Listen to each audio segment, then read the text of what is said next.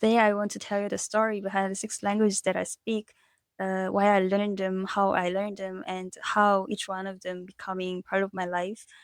And each section, I'm gonna use that specific language. Means that today I'm going to speak in six languages. And to be honest, I've always avoided making a video like this because every time I thought about filming it, I felt a little uncomfortable. I was worried that it might sound like I was showing off, you know that vibe. Look at me, I can speak six languages. I'm a genius or what? But that's not the story at all. And I also realized that sharing the story of mine might help you to understand a little better about me. It might also help explain that why I'm so passionate about language learning, why I believe in the method that I talked about in the previous video. So please stick around till the end, and I will tell the story in the exact order that these languages entered my life. So let's go. 첫 번째 언어는 한국어입니다. 사실 저는 중국에서 태어났는데 중국의 연변 조선족 자치주라는 곳이 있어요. 거기서 태어났습니다. 네, 연변이 어떤 곳인지 잘 모르시는 분들도 아마 당연히 계실 듯한데 연변은 간단히 한마디로 소개를 해 드리자면 한국어와 중국어가 공식적으로 함께 사용되고 있는 지역입니다.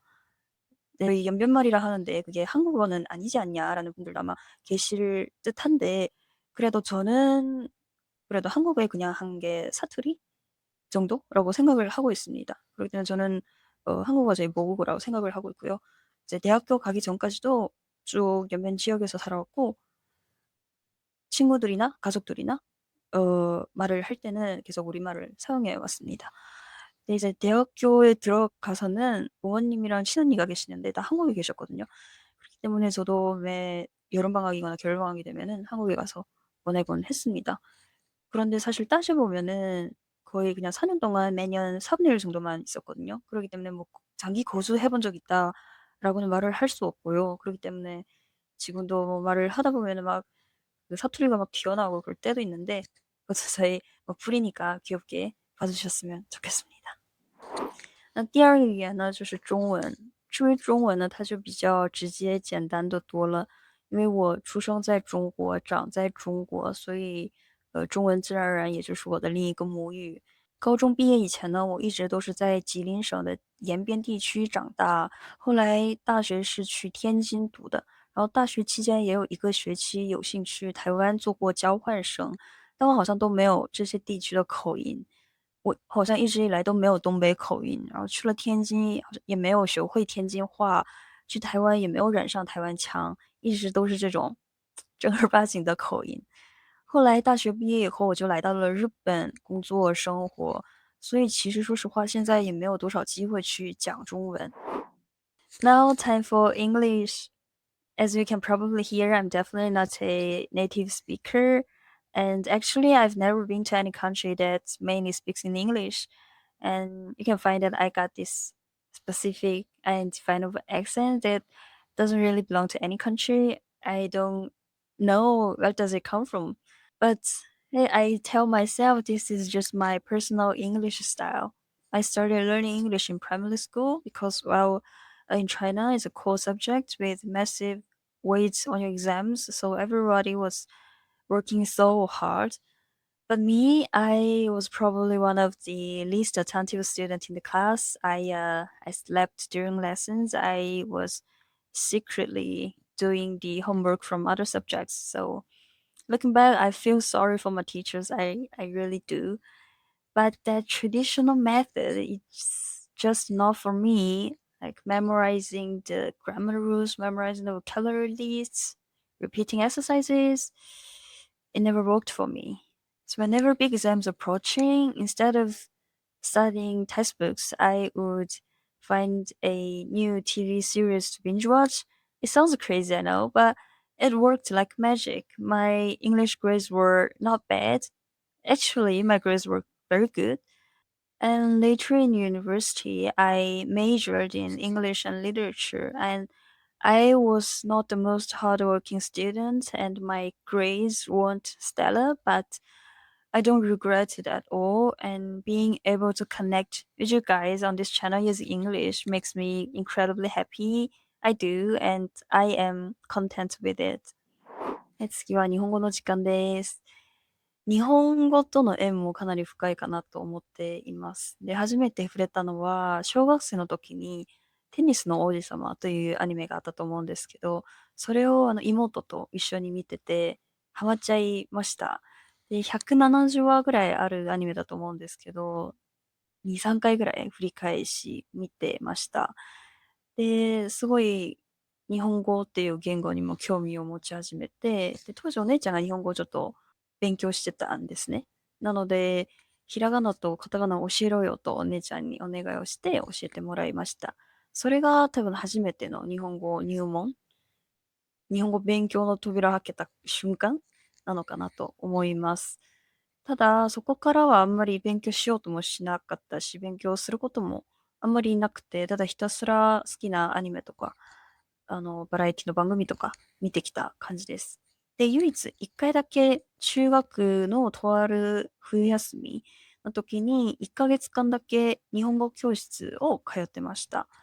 それが日本語勉強の経験の中で唯一体系的に勉強してた時間です。で、そこからは本当にずっとただひたすら見てきた感じです。で、大学の時にちょっと気になっちゃいまして、私日本語できるのかなっていう疑問があって、興味本位で日本語能力試験 N1、N1 を受けました。で、受けた結果、意外とあっさりと合格してしまい、私日本語できるんだって、その当時思いました。大学卒業する頃に来日することになったんですね。で、最初来た時は聞き取れるんだけど、やっぱり話した経験がなかったので、言葉が出てこないっていう問題が起きてました。で、言葉が出るとしても、すごい片言だったりとか、反応が遅かったりとか、不自然だったりとかっていうことがやっぱり起きました。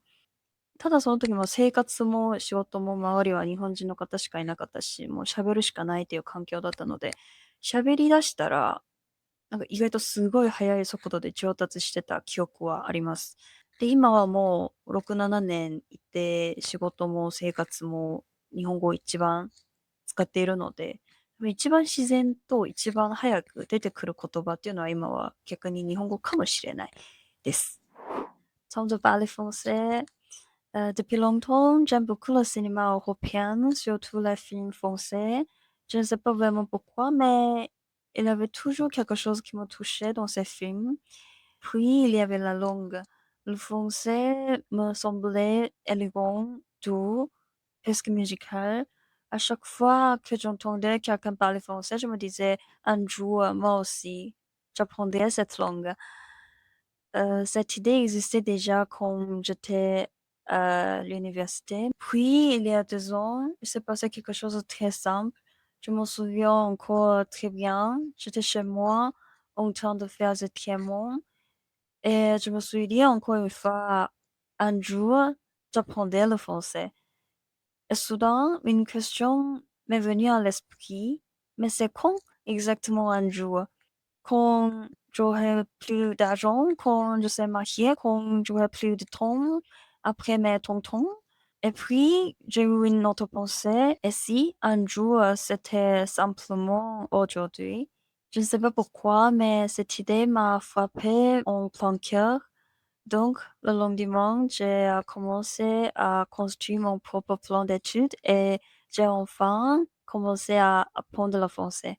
Depuis, cela fait presque 1 an et demi que je l'apprends.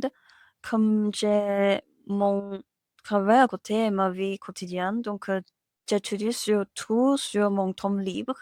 Du coup, mon apprentissage a été un peu décousu. Parfois, j'étudie beaucoup, parfois beaucoup moins.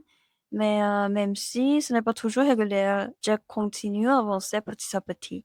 Bien sûr, je sais, je suis encore loin d'être parfaite, mais je sens que je progresse et je crois sincèrement qu'un jour, dans un futur proche, je pouvais communiquer naturellement et librement en français. D'ailleurs, j'ai un projet au printemps prochain. Je parle en français dans 1 mois. pour améliorer mon français, bien sûr, mais aussi pour participer à des ateliers de théâtre et découvrir d'autres facettes de moi-même. J'ai beaucoup de rêves dans la vie et l'un d'entre eux est un peu fou.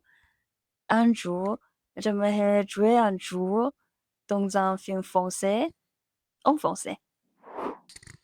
ถึงเวลาฝึกภาษาไทยแล้วสวัสดีค่ะคือมีค่ะจริงๆแล้วฉันเริ่มเรียนภาษาไทยอย่างจริงจังเกือบ6 เดือนแล้วแต่ความสัมพันธ์ของเรากับประเทศไทยเริ่มต้นดังนั้นก่อนหน้านั้นตอนเรียนมหาวิทยาลัยฉันเคยไปเป็นอาสาสมัครสอนภาษาอังกฤษให้เด็กประถมที่ประเทศไทยตอนนั้นฉันพูดภาษาไม่ได้เลยแม้แต่ประโยคง่ายๆก็ไม่ได้แล้วส่วนเด็กๆก็พูดภาษาอังกฤษไม่ได้เหมือนกันดังนั้นการสื่อสารจึงยากมากๆจำได้ว่าช่วงนั้นเหนื่อยและท้าทายมากจริงๆตอนแรกฉันวางแผนว่าจะอยู่1 เดือนแต่สุดท้ายอยู่ได้แค่10 วันก็กลับบ้าน แน่นอนว่าสาเหตุไม่ได้มีแค่เรื่องภาษาอย่างเดียวมีหลายปัจจัยที่ทำให้เราตัดสินใจกลับบ้านแต่ความรู้สึกที่ว่าในตัวเองร่วมรู้ในครั้งนั้น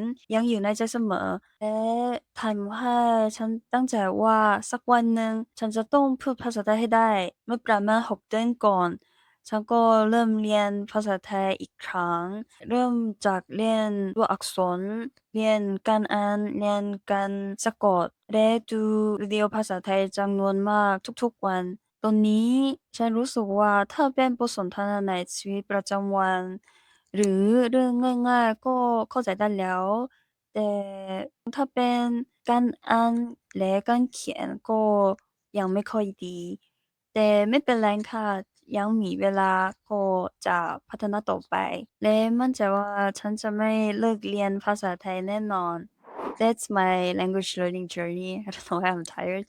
But the reason I wanted to make this video is simple. I want to encourage some of you not to give up on your own language learning journey. If you watched my previous video, you probably recognize some of the ideas that I talked about today. That video explains the core philosophy behind how I've approached the languages I've learned. At the same time, I want to make one thing very clear. I am not a linguist expert. My occupation is nothing to do with the languages. So I'm not claiming that my way is the best way. I know everyone learns differently. Every learning journey is unique. I'm simply sharing the method and experience that have helped me personally and in the hope that some of them may help you too. No matter what languages you're learning right now, let's not give up. Let's keep going together. If we stay consistent, keep showing up, keep learning little by little, we'll probably make much more progress than we realize. So if you enjoyed the video, please let me know in the comment below. I'd also love to hear your story, your goals, your struggle even. And I read as many comments as I can. I will do my best to reply. So thank you so much for watching, and I'll see you in the next video.